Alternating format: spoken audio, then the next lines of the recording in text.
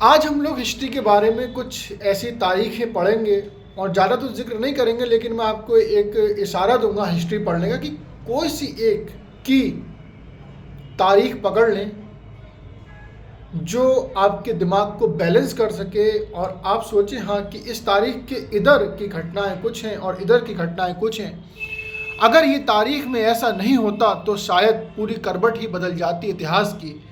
उसी में से एक तारीख है, अगर हम लोग मॉडर्न इंडिया पढ़ते हैं। मॉडर्न इंडिया बहुत बड़ा सिलेबस है यूपीएससी में और एग्ज़ामों में, क्योंकि प्राचीन भारत के इतने सबूत नहीं हैं और जितने हैं उन्हें किताबों में सिमेट के वो और कम हो गए, क्योंकि किताबों में लिखने के लिए मजबूत सबूत चाहिए। मध्यकाल भारत का भी यही हाल है कि चीज़ें हैं और वो कुछ मजबूती से हैं, लेकिन कुछ पॉइंट पे भी नाइत्तेफाकियाँ हैं। लेकिन हाँ, ये जो है मॉडर्न इंडिया, इस पे, इसकी तारीख पे किसी को कोई शक व शुबा नहीं है। ज़्यादातर राइटरों ने तो चीज़ों को देखा फिर लिखा, सुनी सुनाई चीज़ें नहीं हैं, रिकॉर्डेड भी हैं बहुत सी चीज़ें। तो उसी कड़ी में मैं आपको समझाता चलूँ कि जो ईयर होती हैं ना, कुछ वो इतिहास को पलट देती हैं। मॉडर्न इंडिया आपको पढ़ने के लिए एक तारीख पढ़ना पड़ेगी, याद करना पड़ेगा और उसे अपनी बाउंड्री, अपनी शुरुआत बनानी पड़ेगी कि मैं यहाँ से चीज़ों को समझना सीखूंगा। हाँ, अब मैं आपको बताऊंगा। देखिए, ये वक्त जो है 1707 का, ये है मुग़ल वंश का टाइम।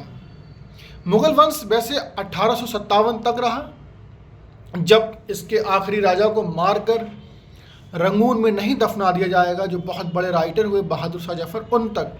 लेकिन बहादुर शाह जफ़र और ये इनसे पहले के कुछ राजा, मतलब ऐसा लगता है कि बहादुर शाह जफ़र को छोड़ दें लास्ट को, उनके अंदर देशभक्ति देखने को मिली है, इतने असरदार नहीं रहे। लेकिन एक राजा बहुत असरदार, और एक रिकॉर्ड भी है उनके नाम सबसे ज़्यादा हुकूमत करने का। मुग़ल वंश में सबसे ज़्यादा हुकूमत अगर पूछ लें, सबसे ज़्यादा राज किसने किया, तो एक पॉइंट मैं आपको अब याद करने का दे रहा हूँ। पहला तो 1707, फिर दूसरा है कि किस मुग़ल बादशाह ने, या किस बादशाह ने आज तक के इतिहास में सबसे ज़्यादा हुकूमत की, सबसे ज़्यादा राज किया हिंदुस्तान की धरती पर।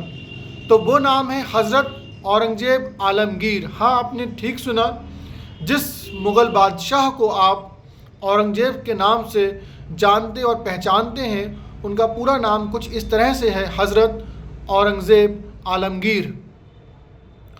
हज़रत औरंगज़ेब आलमगीर की मौत जो हुई वो 1707 ईस्वी में हुई। 1707 ईस्वी, वो आप अपनी पढ़ाई का, अपनी एजुकेशन का, अपने इल्म का एक दायरा बना लीजिए कि हाँ, यहाँ से मॉडर्न इंडिया की या मॉडर्न हिस्ट्री जो इंडिया की है उसकी शुरुआत माने। इतना मजबूत राजा कि जब तक रहा गद्दी पर, यूरोपियों की इतनी हिम्मत नहीं हुई कि वो हिंदुस्तान पे गलत नज़र डालें, जैसे बाद में डाली गई और पूरा लूट लिया गया। और वो बाद के जो मुग़ल बादशाह हैं वो कोई भी असर नहीं छोड़ पाए। एक लास्ट में जो था जिसके अंदर हिम्मत तो थी लेकिन पावर नहीं थी, उसका नाम है बहादुर शाह जफ़र। बहादुर शाह जफ़र जो है वो मुग़लों का आखिरी राजा है, लेकिन जो ताकत में आखिरी है, जहाँ से मुग़ल वंश अपनी पहचान ही खो देता है, उनका नाम है हज़रत औरंगज़ेब आलमगीर। आप सबको पता होगा अगर आपने किताबें पढ़ी हैं, एक बार अंग्रेज़ों ने कोशिश की थी गुजरात के तट पे कि हाँ, हम कुछ हरकतें करके और हिंदुस्तान में शुरुआत करें। तो औरंगज़ेब की सेना ने उन्हें इतना मारा था, उन पे इतना बारूद बरसाया था उनकी एक गलती के लिए, उनकी सोचा ही था उन्होंने ढंग से। तो वो फटाफट भागते हुए फिर दिल्ली गए, बचाया। फिर पूरी कंपनी की तरफ से, यूरोपीय ताकतों की तरफ से, जिनको भी वो मंसूबे थे उनकी तरफ से माफ़िया मांगी, तो कहीं जाके औरंगज़ेब ने छोड़ा था। फिर ये इंतज़ार में लगे रहे कि कब औरंगज़ेब की आंखें जो हैं वो रुखसत कहें दुनिया को। तो ये है, तो मैंने जो आपके पॉइंट बताए कुछ कम पॉइंट हैं, लेकिन वो आपकी एजुकेशन को मजबूत बनाएंगी। और आपने मेरी बातों से ये सीखा कि 1707 बहुत इम्पॉर्टेंट डेट है। पूरा एडमिनिस्ट्रेशन का तरीका, दुनिया को डरने का तरीका हिंदुस्तान से सब बदलने वाला है जब 1707 हो जाएगी, और मुगलिया सल्तनत का सबसे बहादुर राजा दुनिया को अलविदा कह देगा।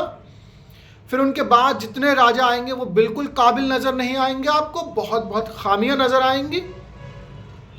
लेकिन एक बादशाह आखिर में आपको ऐसा मिलेगा जिसकी बातों में, जिसकी शायरी में हिंदुस्तान से वफा नज़र आएगी, और उसकी आखिरी ये ख्वाहिश भी रहेगी कि मैं इसी ज़मीन पे दफन हूँ जहाँ मेरे पुरखे, जहाँ मेरा ख़ानदान दफन है, जहाँ मैं पैदा हुआ हूँ, मैं इसी मिट्टी में मिल जाऊँ, बहादुर शाह जफ़र।